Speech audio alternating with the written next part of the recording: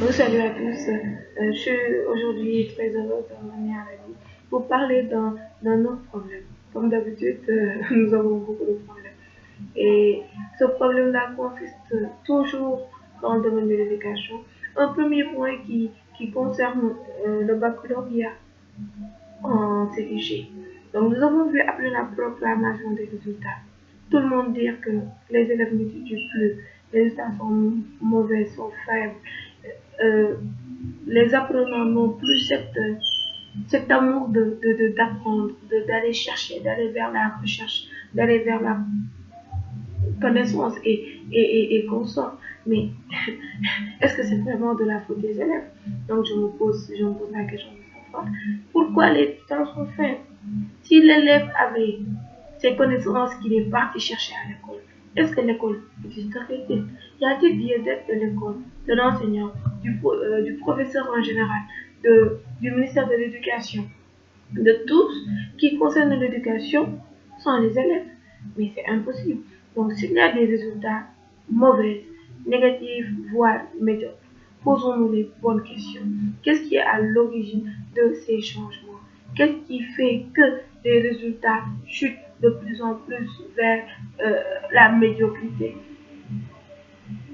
Tout le monde pense que ça date d'aujourd'hui, mais détrompez-vous dans la mesure où l'éducation est un cursus qu'on l'on suit. L'élève qui était en 2001 en classe de CI, cette année-ci fera son bac. Mais l'élève qui a passé de 2001 à 2016, perturbation sur perturbation, chaque année l'élève ne complète pas, n'arrive pas à terminer son programme. L'élève ne fait même pas la moitié de son programme.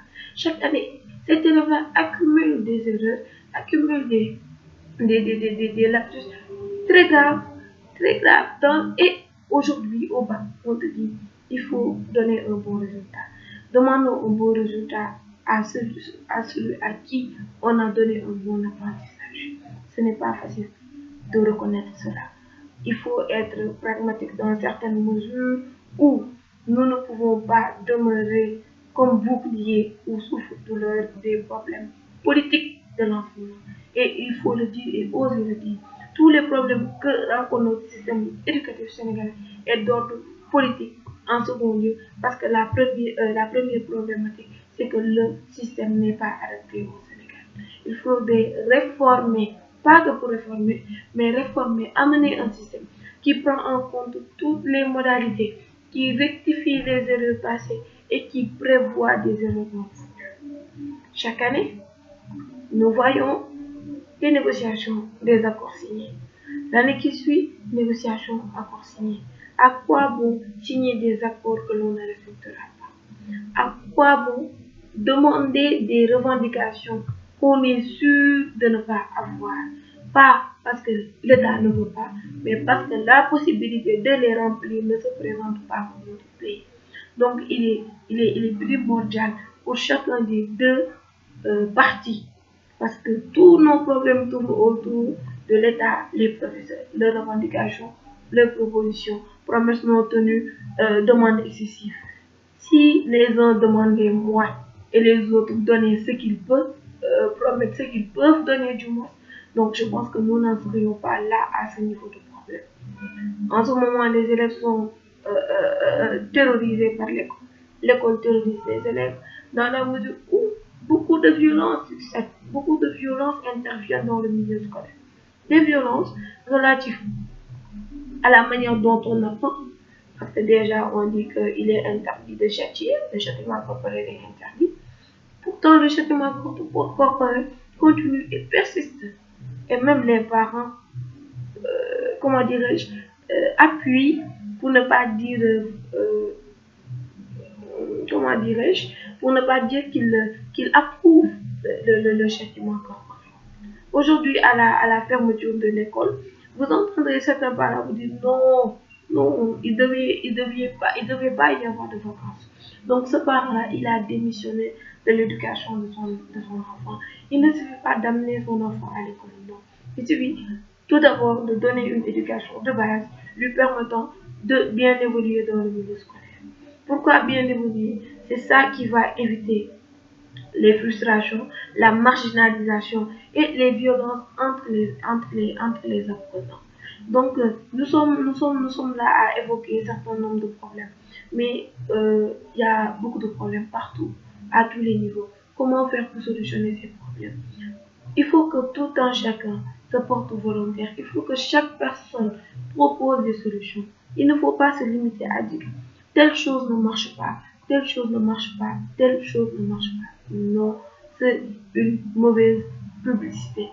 Telle chose ne marche pas, je propose à ce que l'on fasse quelque chose. Et s'il vous plaît, une demande générale des élèves, c'est quoi? Demander à tous les acteurs de chasser la politique politicienne de notre système éducatif. Tant qu'il y aura du moins cette politique-là, les problèmes ne seront pas réglés parce que chacun sera là à défendre ses intérêts et non l'intérêt du peuple sénégalais. Et quand je dis le peuple sénégalais, je parle des élèves bien sûr, parce que c'est cette, cette catégorie d'acteurs les plus juvéniles en ce qui concerne l'éducation sont l'avenir de notre pays. Comme on le dit, un pays sans jeunesse consciente est un pays sans base. C'est comme un bâtiment sans fondement. Et la jeunesse consciente, on l'obtient par une bonne éducation. L'école ne doit pas se limiter à enseigner, non. Mais l'école d'hier, d'autrefois, qui en plus donnait la connaissance, donnait aussi de l'éducation. L'éducation, c'est-à-dire un mode de vie, c'est-à-dire comment vivre en société, la sociabilité, le patriotisme, le nationalisme, tout en restant ouvert d'esprit au reste de tout, au reste du développement du monde, au reste des concepts de la vie en tant que tel. Donc c'est tout pour aujourd'hui. Nous avons parlé des problèmes liés au baccalauréat de la CDG. Nous avons parlé de l'école en tant que telle, de l'éducation, de l'enseignement. Nous allons parler du problème qui persiste depuis des temps entre les enseignants et l'État.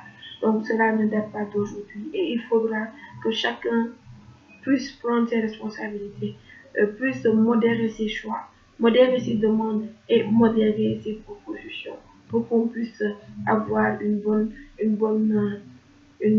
mouvance d'avancement. Donc, comme on le dit souvent, it's a time to move toward a positive change. C'est le temps des changements positifs. Donc, celui qui refuse ce changement-là, c'est celui qui persiste dans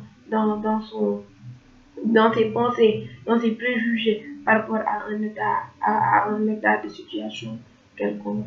Donc, je vous remercie.